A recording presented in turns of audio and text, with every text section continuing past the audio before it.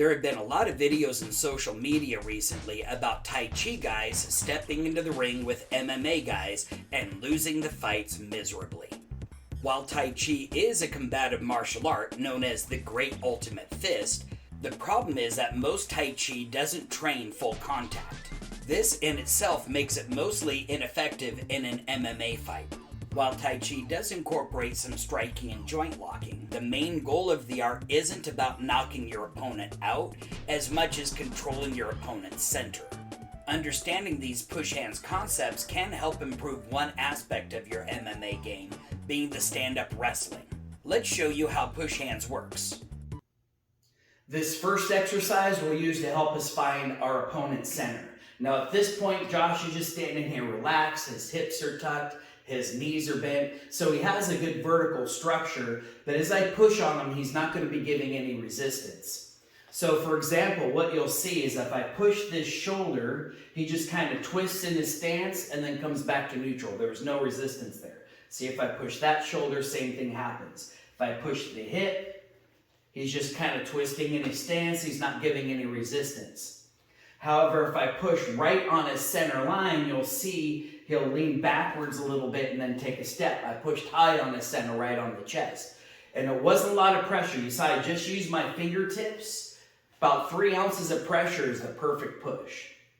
Same thing if I push lower on his belly button. Now you'll see he leaned forward a little bit and then eventually took a step. Now if I connect these two, if I push the chest and the stomach, you'll see no lean. All of my pressure that I pushed with went right into his center and he just took a step. Now I can also connect the line to the shoulders. So if I push both shoulders, this connects a line to his center and you see he leans backwards and takes a step. Same thing if I push both hips. There's a line across the center that he'll lean forward and eventually take a step. Now even more effective, just like I did the chest and the stomach, if I push the shoulder in the hip, same thing, no lean. Little bit of push, and he just takes a step. So we can play with this back and forth a little bit, and this is just exploring. As I push on different parts of his body, what am I feeling? When you find that center, you will feel that when you push, it'll feel nice and solid. Once you're comfortable finding the center, your partner needs to then learn how to redirect your push. The idea being if he's pushing on my center and I'm moving, that's going to cause me to lose. So how can I send his push in a different direction? Well, so first thing starts off with the structure. If my knees are bent and my hips are tucked under, most of his push is going to travel into my spine and down to the root of my feet. But if I stand here and resist him, if he's stronger than me, he's going to push me no matter what. So one of the keys is figuring out how to turn the hips and shoulders. So he gets that push right on my center and he starts pushing. If I just turn a little bit, his push went off to the side. Now, as I turn, he might push back into me this way and I just have to turn again. Our teacher likened it to gripping a slippery ball bearing.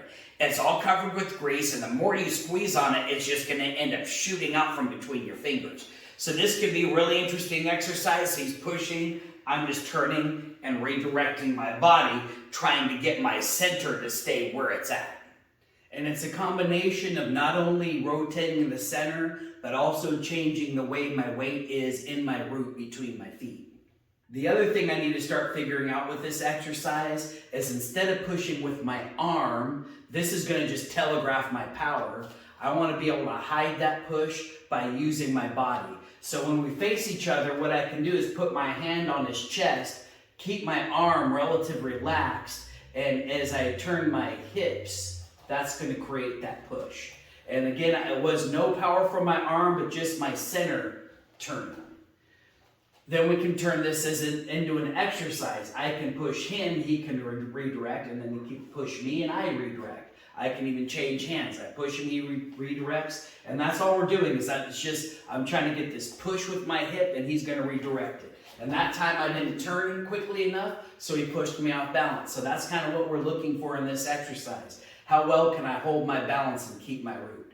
This brings us into our very first push hands exercise. So we're going to start in a typical stance where we have 1 foot forward. By having 1 foot forward instead of being squared up, I gain a little bit of distance from him, which is going to give me more time to deal with this push. The other part is going to be our hands. We're going to start off touching the back of the wrist together. Now we're going to be alternating between pushing and warding off. When I push, my structure is stronger if I turn my palm to face towards him and I'm pushing right towards his center. He's got the back of his wrist facing towards me, which gives him stronger structure to resist, so he can now push my hand in a different direction. Then he's going to push to me, so he rotated his hand, I rotate my hand. He's pushing towards my center. Now you'll notice, if I don't redirect, he's going to get my center and push me over. He's not doing it hard. It's not a competition yet. He's just giving me a test. Here's a little bit of energy. How do you redirect? And so then we can just keep going back and forth. You'll notice as I ward off, I sit away, I turn my hips and shoulders. He wards off, he sits away, he turns his hips and shoulders. As I push into him, I'm pushing my body weight to my front leg, and then as he pushes towards me, I move my body weight to the back leg. Again, not a competition, we're just trying to test each other. Every once in a while, if you really want to test your partner, let him push you and see if it works. He didn't know I was going to do that. That tells me that he was doing his push correctly, which is making me do my redirect correctly. This is very similar in what we teach in our other martial arts styles. If he's defending against a punch, but I throw a punch over here, it's not going to work. I need to throw my punch directly at him. That way it's going to be something that's threatening that he has to deal with. So it's the same thing with my push. I'm not trying to push away on either side of the center, but as my push comes, that's my focus, is trying to get to his center, but his arm is in the way. And in the beginning of this exercise, you notice we were just pushing towards the chest. But then as you get comfortable with it, I can push it down towards his stomach and he's going to redirect. And then he can push it down to my stomach. And then maybe I change to his chest, his stomach, maybe the middle of him. And so again, that whole idea of that is he's going to start figuring out how to change the direction of my pushes at various levels. And also feel the direction that he's pushing from, and that gives me the ability to feel the direction and how I redirect. The next thing we need to do is find our opponent's root. So the root is very much like a tree root. It's what connects us to the ground. And so in this case, he's standing with his arms in a parallel position. And what I want to do is find where his elbow bends, and I'm going to push down. Now, as I push down, it's not just my arms, but I'm actually going to bend my knees and sink my weight. And I'll feel some resistance into the ground there. If I'm pushing out here, there's nothing there, right? His elbows are just going to bend. So it feels empty. But if I come up closer to the elbow and I push down, I feel that same kind of solidness as when I was finding his center. But now I'm feeling that connection of his feet to the ground. Once I'm comfortable finding his root, I can now start to manipulate his root, get him to move a little bit. So if I push down, I can see his knees bend, I can see him sink. And then what I'm going to do is I push down as I'm actually, this case, I'm going to push into his center with my right hand. So I'm pushing down with my left hand, in with my right hand. That got his foot to lift and his body to turn. I can do that the other way. I'm pushing down, and then I'm going to push with the other hand. And I'm trying to use no strength. Just mostly my body. As I sink, I'm going to turn my hips, and that's going to get him to move. Now, on the other hand, I can also use the root that he's finding. As soon as I feel him touch the root, I can send my root into his body. Simply by letting my legs absorb the energy and then sending the energy back up into him. If he's providing resistance with his arms by pushing down, that resistance I can push right back into him. So this could be an interesting way to feel your opponent's center of gravity and the root. And you can trade off between he's pushing down and he starts to turn me, and maybe I send my root back to him. Then I can do the same thing to him. I find his root, I start trying to turn him, and he sends his root back into me. Again, it's not a competition. We're trading off back and forth, being cooperative so that we can gain that sensitivity. And ultimately what we want to feel, we're not using the little muscles of the arms and the shoulders or the chest, But as he's making that connection to my center, I want to use my whole body, mainly my legs and my core, to make that push happen. This next exercise comes right out of the Tai Chi form. It's the very first movement, commencement of Tai Chi. Almost every single Tai Chi form starts with a movement very similar to this. Now remember that Tai Chi is a wrestling art. Our main objective is to try to get on the inside of his arms where I can hit him, but he can't hit me because my arms are in the way. This also sets me up for being able to grab and do various throws if I'm inside his arm. So what'll happen is he'll start out pushing down on my elbows trying to find my root, and then I'm going to circle up and down and push on his root. Then he's going to do the same thing. And we can just keep going back and forth. Again, we're not trying to resist each other. Right now, we're just being cooperative, trying to find each other's center and trying to feel where the root's at. And you'll notice every time I push down, I might use a little arm, but it's mainly when I make this connection, sink in the body. Sink in the body. Sink in the body. Sink in the body. Now let's talk about the structure of the external parts of our body, being our arms, and this even applies a little bit to our legs as well. Soft energy versus hard energy, and you're going to end up utilizing both. So I'm going to talk about the advantages and disadvantages. Let's start with soft energy. First of all, if I'm pushing into him and I use hard energy, he feels it. But if I can be soft, I can be very sneaky to be able to get inside the center. If he's pushing into me though, and I have soft energy, he gets my center and he moves me no problem. So this is where I need the structure of my hard energy coming into play. He pushes into me, I use a little bit of structure from here. Not too much because now he's got something to push against and he can knock me over. But I do need to be able to create a little bit of structure so now I can send it the opposite way. Same thing, if I go to push into him and I have soft energy, he's not going anywhere. So I need to be able to take and redirect his power. I need to change to soft energy. And then right at the end, I need to change to hard energy so I can cause him to move.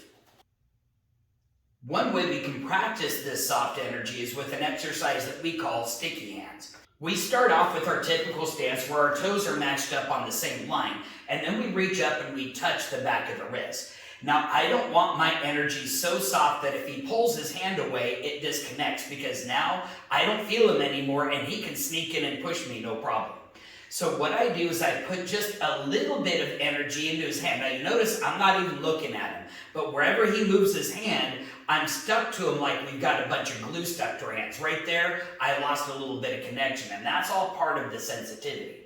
Problem is, if I've got hard energy, my muscles are so loud, I can't hear his muscles. So I just want a little bit of pressure so now I can hear his whole body. If you get sensitive enough, I can even feel where his feet are at. If his feet rock back, I can feel that. If his body rocks forward, I can feel that. But you notice my hand is moving freely. Now, along with this soft energy, it's going to be a couple of different things that I need to do to be able to mix soft energy and hard energy. For instance, if he pushes in and I change to hard energy here, and I also have hard energy here, he caught me. But if I can be in soft energy and make this hard energy, but my body soft energy, that's where I can get my redirect and my pull. Again, this is a cooperative exercise. We're not trying to resist each other. So you can trade off back and forth. At first, I might tell him, go ahead and move your arm anywhere you want it. And you might have to look at him first. Eventually, you might do it with your eyes closed and still be able to touch on him. And then you might switch it up. And now he's going to say, hey, I'm going to relax. And now I'm going to try to move my hand. And now he's trying to stick to my hand if he can. And you would start slow motion so he can follow you a little bit easier. If he's following you easy enough, you can pick up the pace a little bit and see how well he's still sticking to your hand. That sticky hands is a very important part of being able to stay connected to your opponent so you can take advantage of their energy. Also, those certain times where we do become disconnected, how quickly can I come back to find that connection? So there's two parts to that exercise. Also, if you become disconnected, how quickly can you find his center so you can get a push as well? Another strategy involved with the push hands. So now let's talk about how that also works with the legs. Now, if my legs are strong all the time and he pushes into me, I can resist. But if he takes and instead of push directly into me, If he draws a line between my toes and he pushes perpendicular to that line, it doesn't matter how much I'm resisting, he's going to push me off balance because he's taking advantage with my stance. So in this case, I need to be able to change my legs to soft energy. That way, as he's pushing me, I can move my body weight back and I can turn to be able to redirect. I can even turn the other direction to redirect as long as I have the ability to move away. But now, same thing, if I'm trying to push him and I've got soft energy in my legs, I'm not going to be able to push him. So I need my soft energy through my legs, and then it needs to become hard so I can push from my hips up to my shoulders. Now that we understand this concept of finding the center, finding the root, and this relaxed energy and this hard energy, we can now go back to our circle exercise. So again, our toes line up, back of the wrist connect first. As I push, I'm pushing with my palm. I'm receiving with the back of my hand. Now, if I feel his push is too hard, I can redirect and now add this little bit of a pull to get him to take a step. Now, what you noticed is when I did this pull, it was perpendicular to his stance so that he had no resistance that way. If I pull here, I'm pulling into this front foot. He just has the hard energy in his leg, and I'm not going to be able to pull him off balance. So no matter how strong the structure is, if I can get this pull to happen at that angle, I'm going to get him to step. So we're going back to this exercise, and he's trying to feel that. Oh, I'm a little stiff. If he keeps pushing, I'm going to go off balance. All right? So now all of a sudden, he pushes really hard. I'm going to redirect, and I'll add this as a pull to get him to step. And the whole time, we want to try not to use any strength. I'll push low, I'll redirect high. He found my center, he's got me off balance. So that's a good way to just start exploring how to be soft, how to be hard, how to feel that opponent's center, and how to interact with their root. Once you're comfortable with one hand, you want to eventually work two hands into it. Because, of course, with the other hand, you've got extra options of redirect and push. Generally, the way the structure of this would happen is the same way. We get our toes on the same line, but then we redirect both hands. One is on the inside, one is on the outside. So that way we're starting off even. And in the beginning, you might just start off doing windmills like this, just to get used to how everything's connected. You'll see he's pushing into me, I'm redirecting it down. I sneak to the inside, I push into him. He sneaks to the inside, he pushes into me. And then we can make this more competitive. We can even change the direction that the arms are going. And this makes it more of a freestyle kind of push hands. I even switched and grabbed a hold of his elbow, which is a good handle to be able to pull on. So again, once you're comfortable doing it with one hand and getting various pushes and pulls practiced in, get both hands working together, because in a real fight, that's what you're going to be doing, is utilizing both hands. Another way we can incorporate two hands into our push hands is more traditional of how we would start our push hands. Our back of our wrists are touching just like we were doing at the beginning, but now I have my second hand on his elbow. And we more or less start by feeling each other out by doing these circles. Now my objective here is to try to get his arm across his chest, and now I have this nice pull across his center where I can push him off balance. The opposite side is as he's pushing into me, I can redirect, and now not only do I have this pull, but I have that push, just like an arm bar, to get him to step off balance. So we can explore that a little bit. I push really hard into him, he redirects that. He's pushing, I let my arm collapse, he can push me. We go back and forth with that a little bit, and then we can get back into doing this instead of cooperatively, more competitively. And at a certain point, we might even separate our hands, and now we're back to here again.